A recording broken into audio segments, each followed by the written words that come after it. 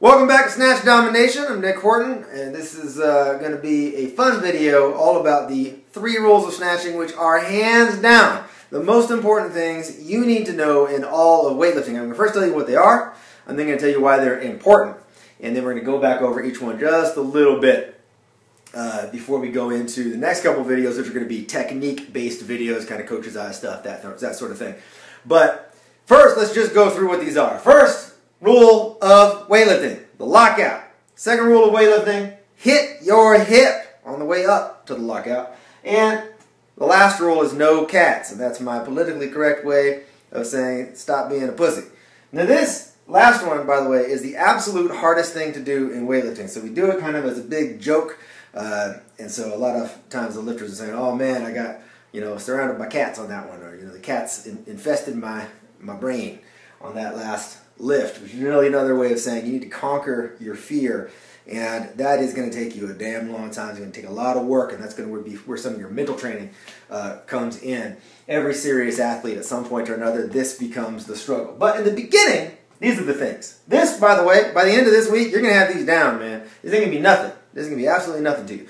But it's kind of a struggle in the beginning, so we're going to got to get those. Now, I say these are the most important 3 rules for a reason.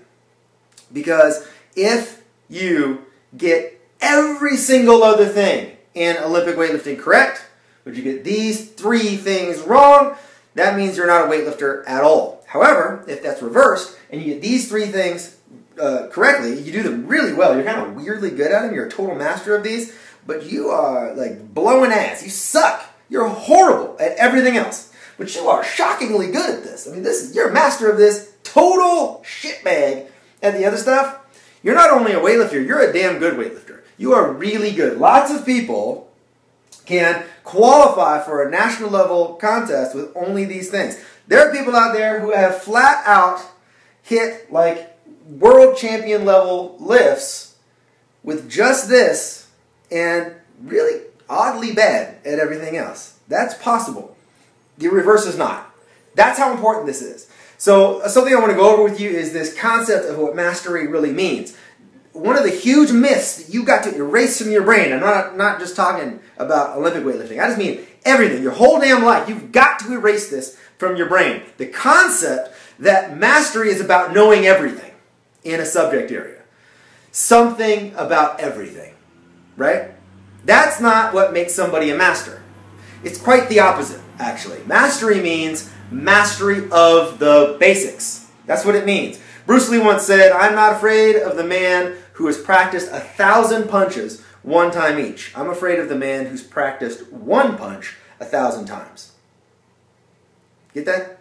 That's the key. That is the essence of mastery. Real, honest-to-God mastery comes from focusing in on what the true basics are and becoming a true badass at those. And not wasting your damn time, just willy-nilly floating from this thing to that thing to that thing. And so you've got this surface level ability at a lot of things. Really surface level, but nothing is deep. You have to just dive in on a few key things. Because you don't have so much time in your life, right? You're going to die. You only have so much time. You've got to focus in. What are those few key things that are essential? And dive deep. So one of the ways in which this horrible myth can happen in your brain is because you could, theoretically, not just with snatching, but with anything, you could sit there and write a long list of all the things you should be able to do if you were, perfect at it. In the world of perfection, you would write down this long list, and I'd have all these things on it. There'd be like 50 different things we could think of for snatching. Easy. We could all do that. In fact, all you got to do is go on YouTube or on some internet forum related to weightlifting, and I promise you, all the things that they're putting down there, those are the things you don't want on your list. But you could easily have a long list with all this crap that YouTube commenters and forum, jockeys are saying all the time. All the stuff you have to do, right? Scarecrow and whatever other crazy stuff, Mrs. King, that are essential, apparently, to weightlifting. And it's just a list. The problem is, you haven't done anything with that list. The 2 most important things you have to do with any list before you can actually start developing real mastery. Step 1 is you have to order them. You have to decide what's the first on the list. What's the most important thing? What's the second most important thing? What's the third most important thing? If you can't put them in order, it's a worthless list. It means nothing. You could spend all of your time on a bunch of stuff that's way at the bottom of that list. The second most important thing you have to do with any long list of possible things you could do is give them a weight, a value, like a percentage. If the total combined makes 100% perfect, how much, just like a grade in a class, how much is each thing worth? Like in some classes, 90% of your entire grade is the final, and only 10% of your grade is the homework. So if you spend all your time turning in good homework but skip the final, are you going to get an A? No. What if you did the other way around? You spent a lot of time studying for the final, but you just forgot to turn all the homework in. You didn't even bother. You didn't turn any homework assignment in, but you really worked your ass off at getting good so that you could pass the final, and you got an A in the final, you get an A in the class, right? That's what we mean. If you can't set it up and realize first what's most important, second most important, third most important, and then give it a percentage value as though this is the percentage of your grade that it counts for, then you have no idea what you're doing. You're just fumbling around in the dark with a huge long list of meaningless crap. And this is almost exactly what everybody does when they learn the snatch. They write down a long list in your brain. You're not literally writing it out, but they have it. They have this long list of things they think they need to do. 16, 17, 117 steps of things that they need to know how to do. And they have no idea which is more important than the next. And they have no idea which is more valuable than the next. Well, I'm here to tell you. These things right here, this is 99% of your grade. Every other thing we'll ever talk about is in the 1%. That's it. Every single other thing is icing on the cake. This is the cake. This is the whole damn cake. We're not talking about this is like part of the cake or an important part of the cake. No, this is the whole cake. This is it. Everything else is icing. That's it. All of the other stuff we'll talk about, which will take you years, is icing on the cake. But you have nothing other than a bowl of icing, which is pretty good. I like bowls of icing. But nonetheless, you can't call a bowl of icing a cake. This right here, this is the whole cake. This is what you got to focus on. Lock out. Hit your hip and overcome, conquer your fear with heavy weights. Obviously, this is not the part we're going to primarily be focusing on right this second. But getting these two things down, and then I'm going to start dealing with you about what it's going to take to build a foundation in order to overcome that. That's the sports psychology stuff that every serious athlete, eventually, this is what their whole sport becomes. So the technical stuff's really not that hard in any sport. It's the mental stuff that's really hard in every sport. But it often takes, upwards of a year or even 3 years of time, of a lot of technical training and just work with very slow foundation building on that other side that's essential. But this is it. If you do this, you're fine in snatching. You really can just ignore everything else. I mean, it's not that that's advisable. You never want to ignore everything, right? Your goal is to be as good as you can get. So the goal is to be absolutely amazing at this, and then add icing to the cake, right? I mean, that's what you want. You want a cake with icing. But if you had to pick, and sometimes in life you do have to pick, right? We live in the real world. If you have to pick, choose the cake. Choose the cake. That's how you're going to lift big weights, all right? Not by just sprinkling icing all over the barbell. That's just not going to move it the way you want it to. So this is the key. Lock out, hit your hip, overcome your fear. When I say this, by the way, I mean intensity, right? Like I don't say lock out like a wimp. I don't say hit your hip, but don't really move very fast. Don't try very hard. Don't explode very hard. Don't really work very hard at getting the bar from here to here. That's ridiculous, right? That's not what we mean. All of this, we mean this in the broadest possible sense. So yeah, learn what locking out means. But when I say that, I mean every single time a barbell's over your head. And I mean every time. This has to be life and death. You have to be locking out as though your life depends on it. This has to be just a hardcore, intense, wild lockout. It must be fanatic. Period. This is step one. This is it. You can get a B in my class, and this is all you ever did. You didn't ever touch a hip. Ever.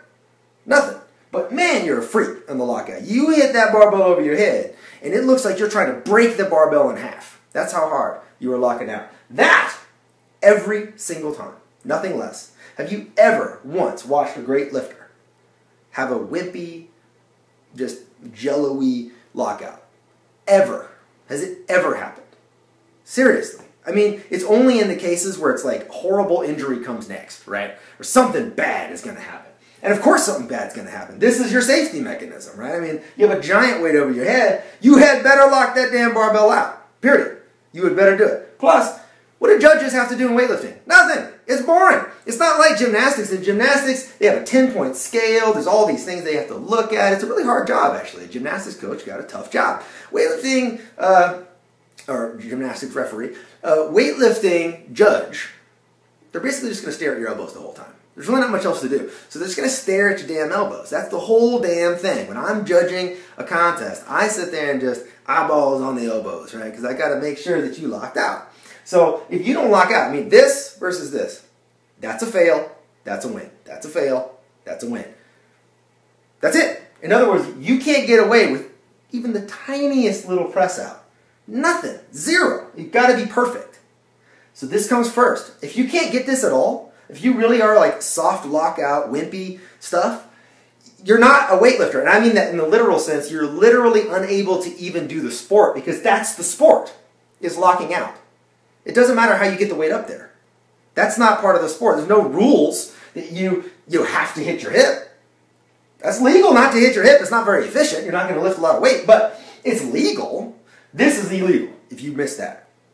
All right, so that's absolutely most important. Second, got to hit your hip, and that's for efficiency reasons. You're not going to lift much weight, and it's called weight lifting, not feather lifting, for a reason.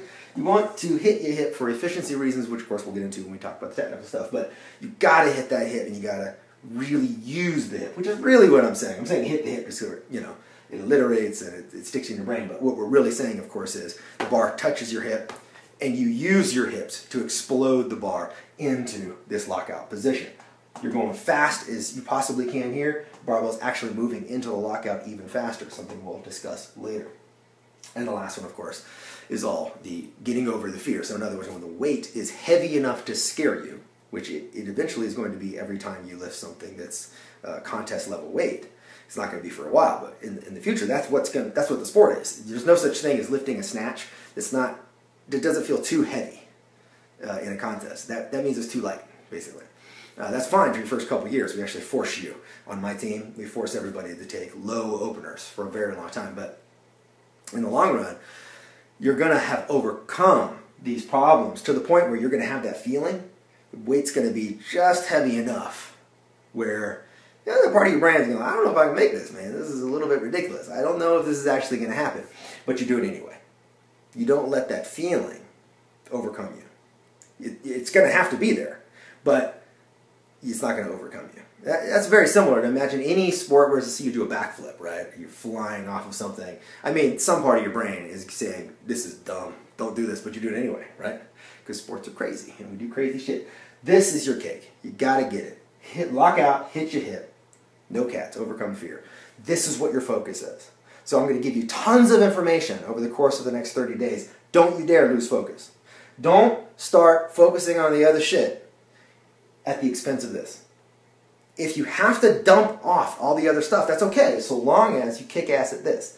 Just kick ass at this. This is it, all right? Everything else is going to bolster this. It's going to help with this. It's going to make some of this easier for you. But let's not pretend for a second that those things are superseding these things. That will never happen. This will always be, forever, for the rest of your natural life as a weightlifter, these are the things that you must always do. Period. There's no not doing this. That's a bit like getting on a bicycle and just randomly falling over. That means you don't know how to ride a bicycle, right? I mean, like, if you get on a bike and 80% of the time you can ride the bike, but 20% of the time you just randomly fall off, that means you don't really know how to ride a bike. Instead, how it really works is you get on a bicycle, and every time you get on the bicycle, you can ride it. There's not a time where you just get on the bike and just, oops, oh, I fell off randomly. I didn't hit a rock or anything. I just was riding and, woo! I don't know what happened. That's how people talk about things like the lockout. Oh, I hit it, but I didn't really lock out very good on that one. That's like falling off the bike randomly. That's impossible. You literally can never do this. Ever. Period. So you have to erase that as a possibility. You will always lock out. You will always hit your hip. And you will always be conquering your fear. That's it.